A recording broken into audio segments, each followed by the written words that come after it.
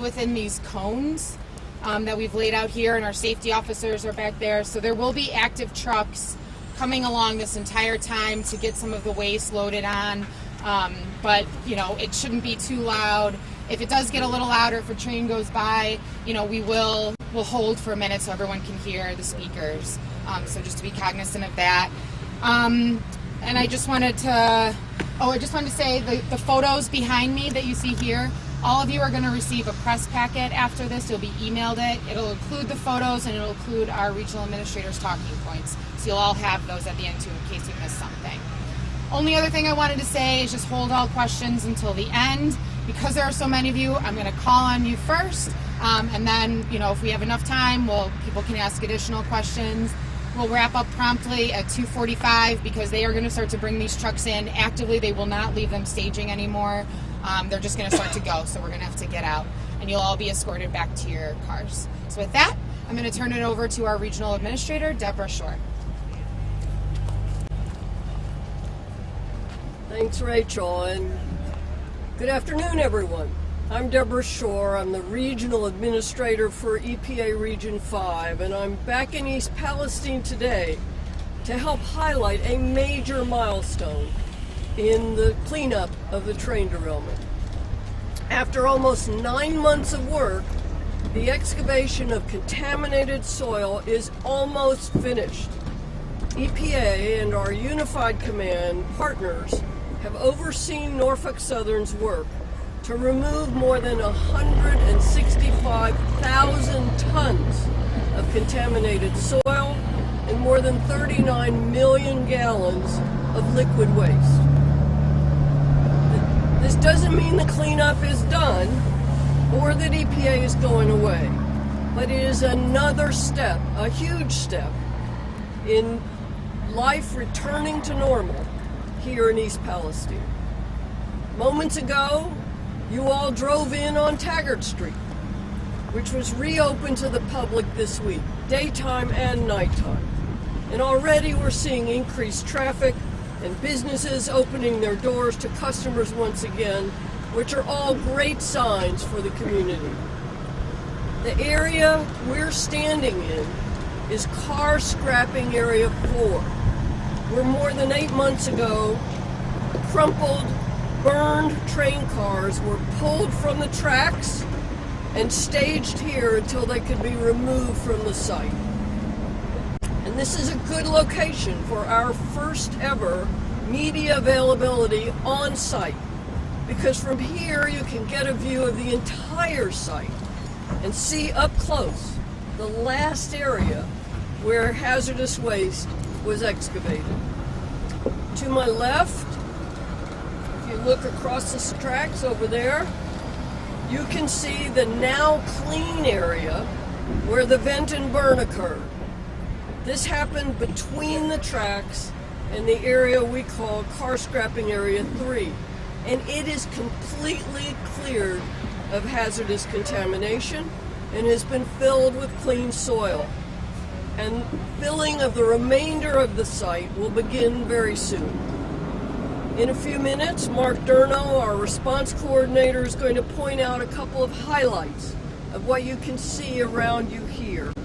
And we've got some posters showing what the site looked like earlier this year. When I first visited East Palestine in February, I promised that EPA wouldn't leave the community until all the work is done. We're finishing the excavation here at the derailment site, but I want to assure you that EPA isn't going anywhere.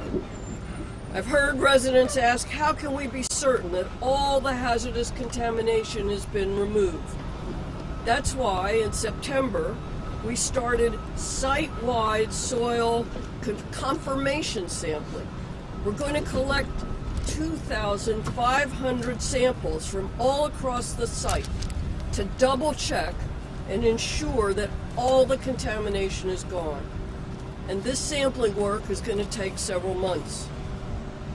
And I know folks are concerned about the creeks that run through town. Just last week we ordered Norfolk Southern to conduct additional cleanup and investigation focused on oily sheens and sediments in Sulphur Run and Leslie Run. Building on the extensive work already conducted in the creeks, action under this order will determine if more cleanup is necessary to ensure any potential long-term impacts are addressed. Similarly, we're going to continue monitoring the air to ensure that it's safe to breathe. We are continually evaluating our air monitoring plan and will adjust it as work on the site changes. Since the derailment, more than 100 million air monitoring and sampling data points have been collected. Since the evacuation was lifted, outdoor air monitoring and sampling results continue to indicate no concern with respect to derailment-related chemicals. As you all are aware, in the first month of the response, we opened a community welcome center to answer questions and speak one-on-one with residents. We've had more than 1,000 visitors and answered more than 1,200 phone calls, and we will continue to be available to the public through our hotline, email, and website. But in mid-November, on November 13th, we're going to change Welcome Center hours to by appointment only. There's still more work to be done, and EPA is going to be here as long as it takes. In closing, I want to thank all of the responders and staff and all those who spent long hours away from their families to be here to ensure that the families of East Palestine and the surrounding community are safe. I want to give special thanks to my state and local counterparts standing with me today. Ann Vogel from Ohio EPA is here. I want to thank her for the continued presence and assistance with the cleanup of this site.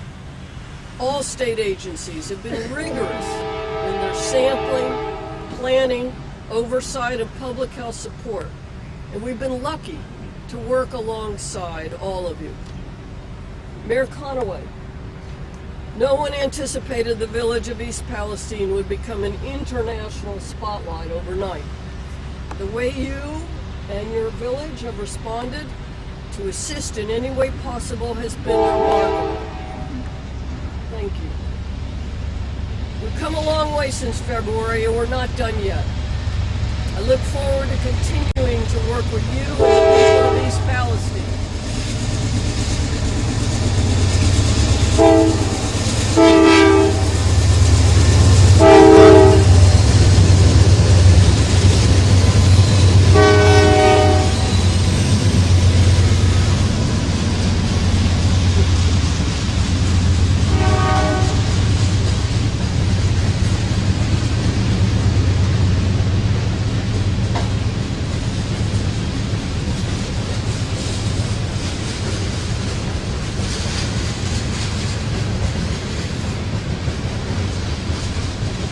When the train has passed, I want to turn it over to Mayor Conaway, who wanted to say a few words.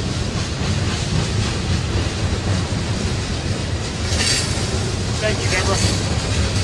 We as a village appreciate all the hard work from all the different agencies, the federal EPA, the Ohio EPA, all the contractors on site. Thank you very much for your professionalism, also getting this message up. We didn't want these events to happen at all. They did, and we all worked together as a team. And we're finally concluding most of the cleanup. We still have a long way to go, but we'll get there. This is a very positive day, positive week. The hazmat materials are out here, and we just appreciate everybody working hard together. Thank you.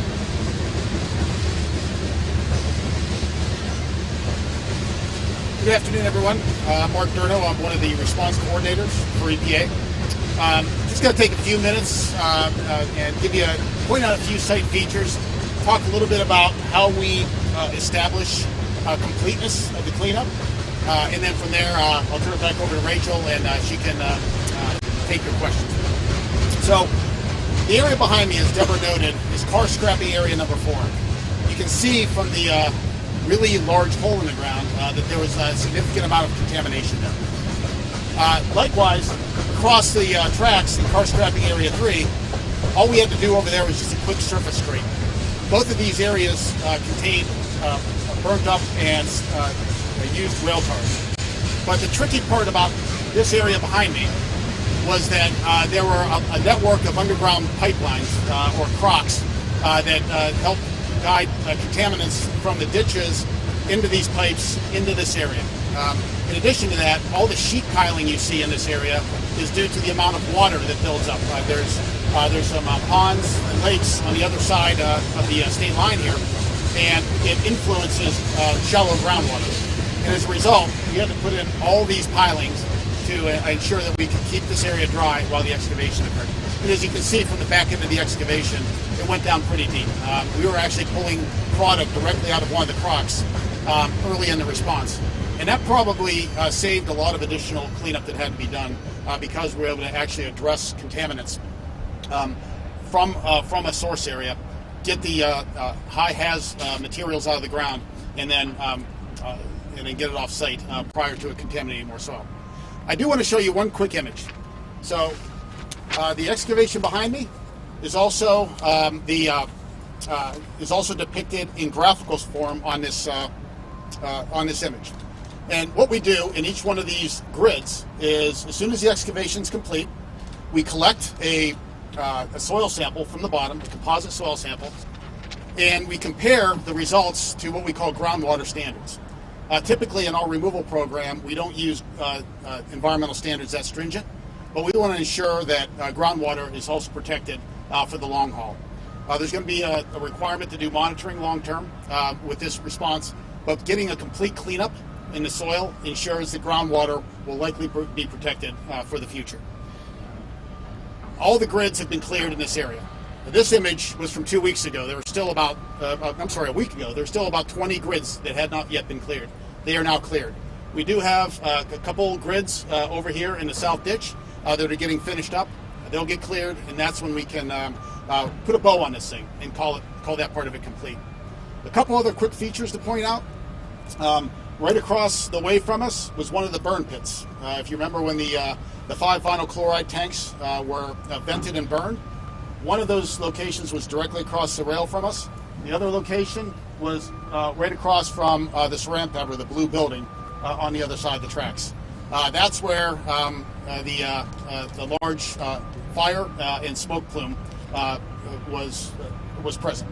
So just to give you some context, you're literally standing at ground zero for both the vent and burn operation and also the derailment. The derailment started just on the other side of Pleasant and extended almost to the Pennsylvania line. Almost a half mile of train tracks were impacted. And you heard the numbers, over 165,000 tons of hazardous waste between what happened in the tracks, under the tracks, and what happened in these car scrapping areas and in the ditches. My last comment here is you're going to see some changes over the next several weeks and several months. One example of that are the trucks that you've seen coming in to pick up the last remaining soil that needs to be loaded out. Large trucks, waste haulers. The trucks that come in to deliver backfill to these areas, smaller trucks, not as noisy, not as large. So you'll see less truck traffic. Trucks will look a little bit different. As our work areas change, we'll reconfigure our air monitoring and sampling network. We'll keep you all updated on how those changes occur on our weekly, our bi-weekly newsletter. We put a note in there about those changes in the last newsletter. You'll see some more as we make plans to adjust. Finally, as Debra noted, you'll see a number of our crew, Norfolk Southern's crew and EPA crews, working up and down the creeks from Negley here to East Palestine, all the way up into this area to do another assessment of the creeks. And also, eventually, you'll see some work going on in the culverts that run throughout town to, again, clean out the culverts from any impacted sediments that may be present there. With that, I'll turn it back over to Rachel, and we can take questions. Thank you.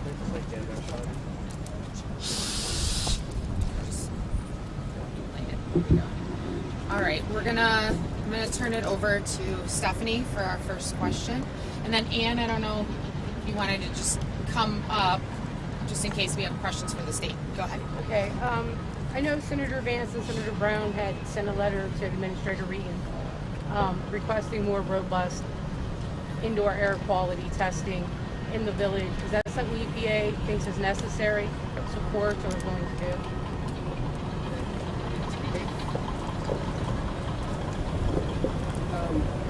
We have received the letter, and we certainly thank our elected officials for their input and appreciate their efforts to support residents in East Palestine. We had explained previously why we believe indoor air testing is not recommended, but we are going to continue to evaluate the request from the senators, and certainly will report back to the community if any new assessment work is planned. But the reason we don't feel it's called for is that ever since the evacuation order was lifted, EPA has had a highly sophisticated and redundant system of air monitoring and sampling, and with a variety of different types of equipment, including the mobile monitoring van, the Tagabus that you've seen around the community, and now several other mobile vans doing real-time air monitoring. And we do not see any ongoing pathway for sustained air emissions from outside of people's homes to convey any emissions into people's homes. And since that redundant system of air monitoring and sampling has not shown any elevated levels of chemicals of concern we just don't see any pathway to be inside. Nope, that's it. Okay. Deanne. Yes, so looking at all of this, it looks a lot different than it did before the train derailment. What is the long-term plan for cleaning this up, and is there a time frame for all of that? So, that's an interesting question, because the cleanup piece of it is actually complete, with the exception of a little bit of work we're doing around that gas line over there. So the interim plan is to get everything back. This is private property. So Norfolk Southern will be working with the property owners. It's private property over there that was one of the car scrapping areas. This is private property. I believe this is Lake Oil property. So Norfolk Southern will be working, I'm sure, with the property owners to determine what the best course of restoration will be. Our job under our order was to get the hazardous waste out thoroughly and completely, and then get it backfilled to grade, and then we can work on what the long-term plans might be after that. Just to add to that, as Mark said, the cleanup is nearly done. Then what follows is remediation based on property owners' desires, but also the village and other areas. But there are long-term monitoring plans, and that's what's called Appendix E, that's been submitted as part of the many work plans for long-term monitoring of soil, of surface water, of groundwater, of air, and there will be different types of monitoring and frequency of monitoring. But that's what we mean when we say we're not going away, that it will be a long time for us to be studying what's happening. Yeah, my question's for Debra. Kind of piggybacking off what she said, talking to some residents, some of whom have come back recently, just concerned with, and some who've come back recently and have noted health concerns, regardless whether that pertains to the derailment or not. Would you want to ease concerns by going in, doing indoor air testing, even if you feel that it might not be required, or that the outside air monitoring wouldn't parlay into what's indoors in people's homes? Well, first of all, we take any reports about people experiencing health conditions very seriously, and recommend that any individual go see their primary care provider or the clinic in East Palestine, which is open to anyone and can do testing, do initial evaluations, and refer residents to the appropriate kind of care provider. We also know that these volatile organic compounds are frequently found in common household cleaning products.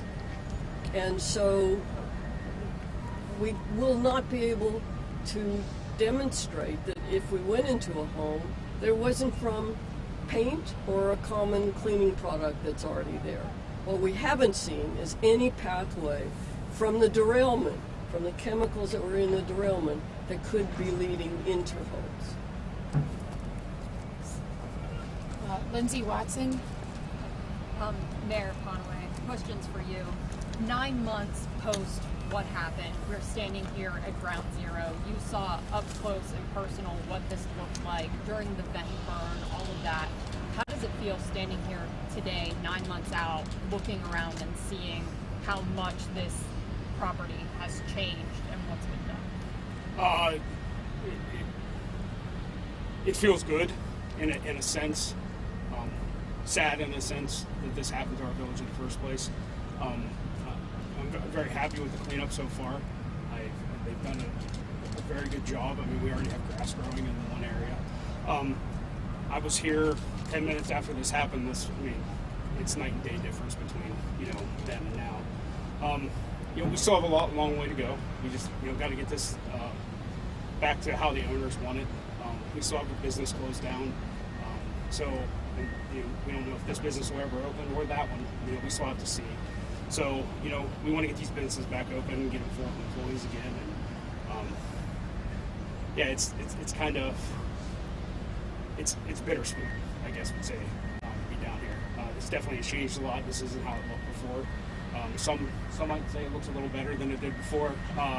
And once they get this all filled in, it should look better. But I don't know. It's like I said, it's bittersweet, and we just hope that this gets cleaned up and we put it back to how the landowners want it, and get our village back on track and get us back to the way we were. Emma Henderson. Hi. Yeah. I know we're here to talk about this, but I think everyone's biggest concern right now that I've been talking to is the water. Can you talk just a little bit about what the next steps are with that, and the sheens are still visible. People are obviously concerned. Yeah, I was going to ask, groundwater or surface water? Drinking water or surface water? Surface water is your question. Water. Good. Yeah. Yeah, no, you know what? That's a great question. And that is the reason that we issued another administrative order to Norfolk Southern under the Clean Water Act to do further investigation on sheens, to clean out the 1,200 feet worth of culverts here in the village. And as I mentioned earlier, that expanded assessment is going to go from Negley all the way back here to East Palestine. Now, there's a couple key notes that we have to recognize. Sulphur Run is what we call a limited use stream. It's basically a commercial industrial stream that's been channelized, for purposes of village life. So it's never been a clean stream, right? There's all the past historical industry that has been here has contributed to the contamination that is in that stream. However, we do see some signatures from the derailment in areas of Sulphur Run, and that was one of the reasons that we were able to establish this order and enforce it. So yes, the stream's going to get thoroughly assessed again. If there are some opportunities for cleanup, that will happen. Leslie Run's a different story. It's not nearly as contaminated, other than right up around the confluence of Sulphur Run and Leslie. And it is a sensitive ecosystem, especially when you get about a mile south of the confluence of Sulphur Run. Ohio EPA, Ohio DNR, and our other ecological stakeholders do not want that. Do not want any invasive activities happening in that stream, if at all possible. And the reason is the fish community has returned to the levels that they were at back in 2022 when the state did a routine stream assessment for the Little Beaver Creek watershed. So it's really important for us to take all those issues into consideration. But again, if the contamination is to the point where some removal would be necessary, then that will be considered.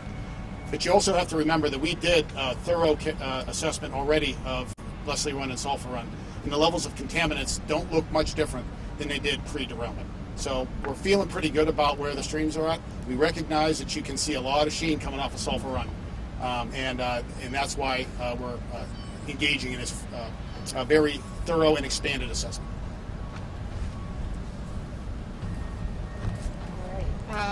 Damon Maloney. In talking to some of the residents, they still talk about the emotional trauma from the train derailment, the ongoing work to get things back to normal. Mayor, how do you deal with that as this long-term recovery plan is still in play? As far as the emotional trauma, we've partnered with the Norfolk Southern to help funding for a couple local businesses that offer that insight. They're right up the street.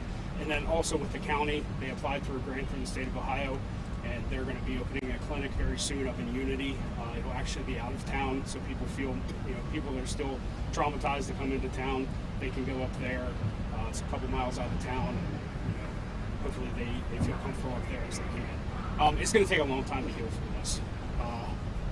I hear everything from people who are skittish to hearing a train whistle to they don't feel comfortable sitting, by the tracks when the train goes by. But it's going to take a while to, heal those emotional wounds, and all the counseling everybody's offering is all going to be free, so they won't have to worry about going into debt to get counseling for an event that they had no control of. So we're doing our best to try to heal those wounds. So thank you. Where's Foxgate? Is Foxgate here? No. Okay.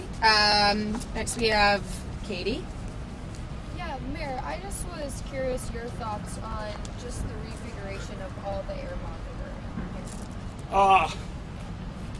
All the samples they've taken, 100 million samples roughly. Data points, yeah. Data points. Haven't got many, if at all, any high levels. I have urged them to keep them up by the schools, just so parents can be, know that their children are safe in the schools. I live right by the school too, so it's nice to know that that our children are safe in the schools. As far as around town, I mean, if they're not getting levels, I understand why they're pulling back a little bit. It'll help, get some congestion for people with their four-ways on around town and all hours of the night outside. So, I feel comfortable that, with all the data that we have, that it should be all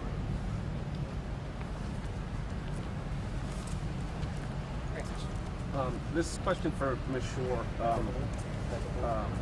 Yesterday on News Nation, we aired a story where an EPA official said to a Pennsylvania resident some troubling statements that he believes, this is his personal opinion, that some of the illnesses here were related to exposure, and second, that the EPA should have been earlier to test in the creeks.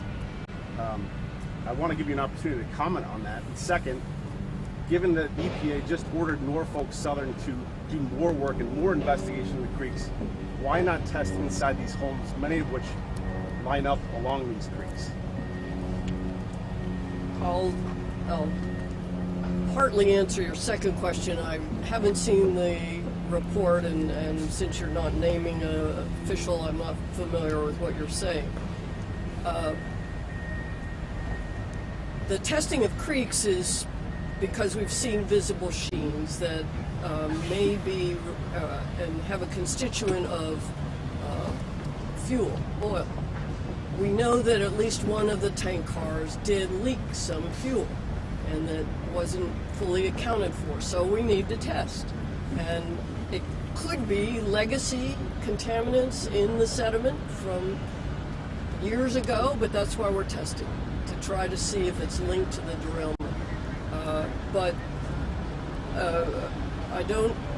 I'll let Mark try to answer the question about testing inside homes. Again, these are volatile organic compounds. When exposed to air, they volatilize and disappear quickly.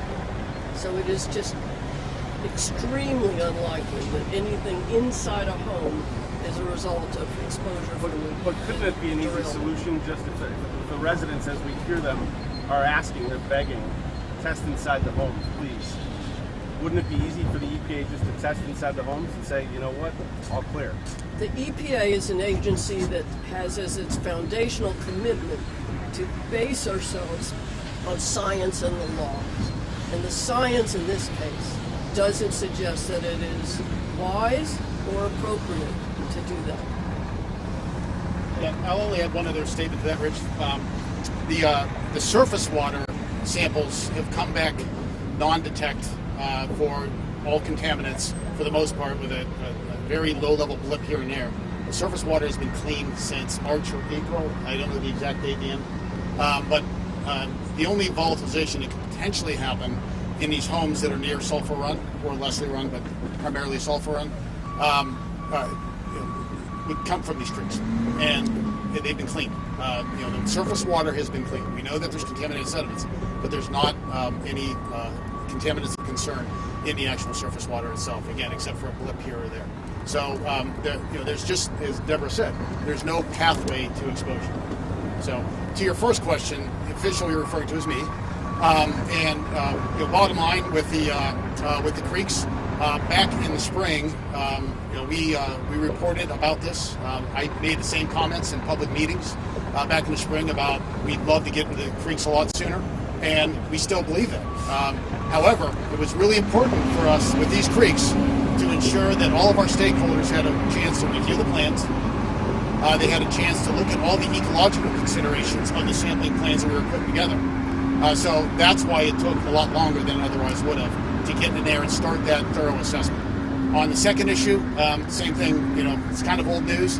We addressed the health questions at a CDC public availability session back in June. And I was essentially repeating the same thing that they said, although I was couching it as my own opinion, which it was in that particular session. So, again, we've addressed those issues repeatedly. Do you have a question? No? All right, everyone's been able to ask one question, so I guess we'll kind of just open it up to the group if there are any others. Yeah, I actually have a question. Yeah. I know, what about the blue building over there? Great question. We're excavating right here, but then it just stops. Thanks, Stephanie. That's a great question. Part of, you heard the term, Appendix E, right? Our full characterization, our full assessment plan, is to do a vapor intrusion study in 4 commercial facilities. Ceram Fab, Grave Industries, Advanced Ceramics, and the Stohacker facility. We want to make sure through that vapor intrusion and soil sampling around those buildings that contaminants didn't migrate underneath those buildings. That's really important. If we do see that has happened, then there's obviously going to need to be more work that gets done. So excellent question, and that's part of the long-term assessment. The water tank that's still sitting there, what is the long-term plan for that? Yep. Another good question. So we call that water tank and water treatment system. The technical term for it is called contained-in determination. And the contained-in part means that we had a hazardous waste that was influencing the wastewater. That hazardous waste, the hazardous component, was vinyl chloride. Even though the influent going into the tanks, the water going into the 2 big blue lake tanks, is testing clean now already, we still consider it hazardous because of the way the rule is written. And until we finish that long-term assessment, until we finish Appendix E, we have to consider any water that's collected on this site as hazardous until we can prove that the soils are no longer impacted. So that water treatment system is going to operate for several more months until that assessment's complete. Once that assessment's complete, then that water can rest in the ground where it lies. So, thank you. Good question. If you're worried about vapor under some of these buildings, what about the houses that are here along Taggart Street? Another great question. So part of the long-term assessment plan is we call it a step-out procedure. If we see hazardous components on these properties, even this area that was scraped and this is all clean fill, we're still going to sample. If we see hazardous components in advancing towards properties that are away from the properties that we're sampling, the properties that we're sampling are all the support areas around here. It's not just the known impacted areas. We will then expand that assessment to other properties. And those assessment techniques include all the contaminants of concern. We've also added several other contaminants, including dioxins and furans, to that that assessment program to kind of close the book on those concerns with those issues. Actually, one more question. One of the things I heard that you said on this audio tape was that at a certain point the EPA negotiated with Norfolk Southern to extend the boundaries of where testing and sampling would be. My question is, why is the EPA negotiating with Norfolk Southern at all? Shouldn't the EPA be deciding where everything is tested? Yeah, no, and we did in our administrative order. We gave the company a unilateral administrative order, and we told them what the area of investigation was. However, as we were developing work plans and as we were gathering more data, we recognized that those boundaries may need to get expanded. So the negotiation was in the work plan process to do additional work outside of those boundaries that were identified in our administrative order. We could have taken the time to create another administrative order to expand the boundaries. But it was a lot easier for us just to sit down and do it through the work plan process. It took less time, it took less legal maneuvering. It was just the easiest thing to do, and we achieved the same outcome in a shorter time frame. You guys mentioned that you're going to be here for a long time. You're not going anywhere anytime soon.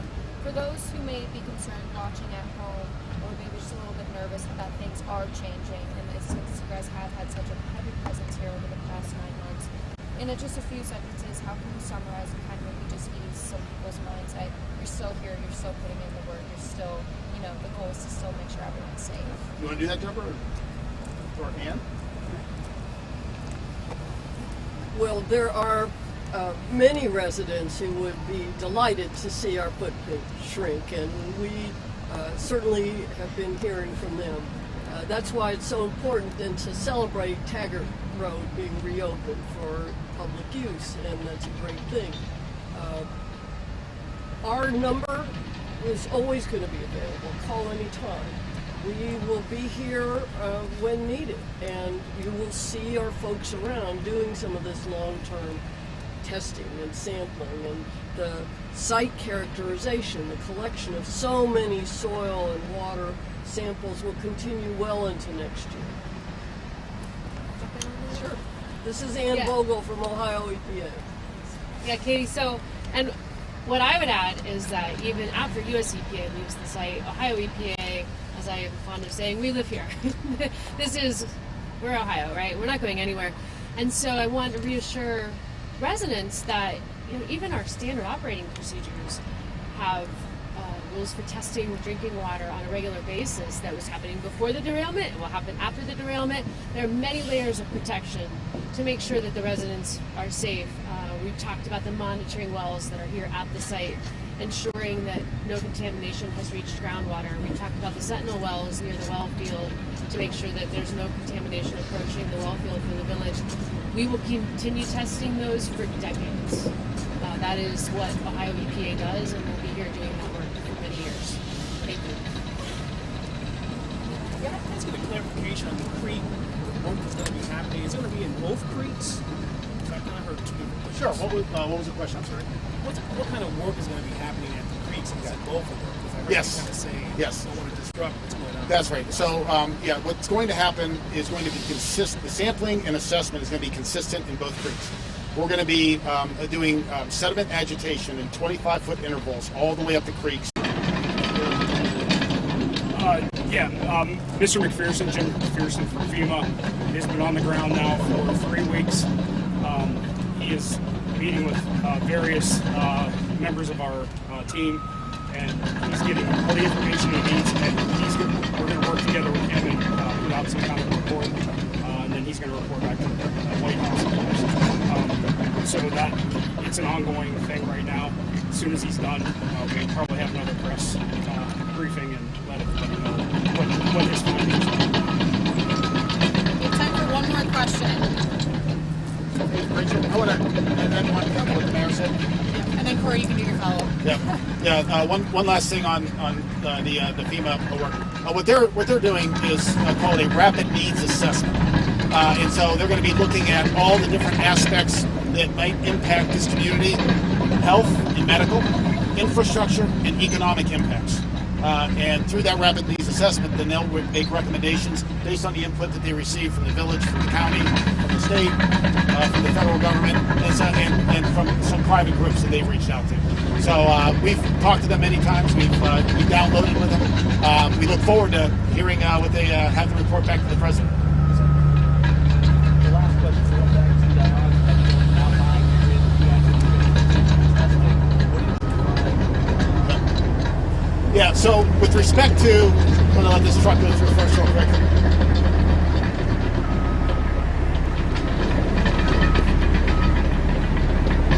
All right, with respect to, there were actually, if you read our technical memo, Corey, there were actually 6 areas, 6 locations that we had elevated levels.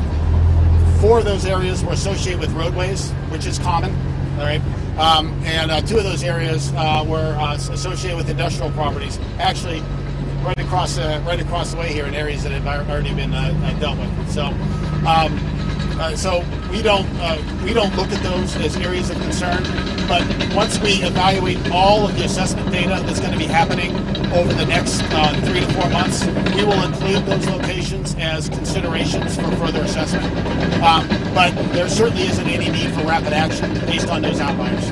They're not at levels that we would be considered dangerous or threatening to human health, because it's essentially roadside. So. Great. All right. Thank you all so much for coming. If you don't think that I have your email and you want pictures from me, come on over and I'll grab it. If not, our safety folks are all behind you. They're going to start to walk you out, and trucks are going to start to come in immediately. So just be careful. Thank you all.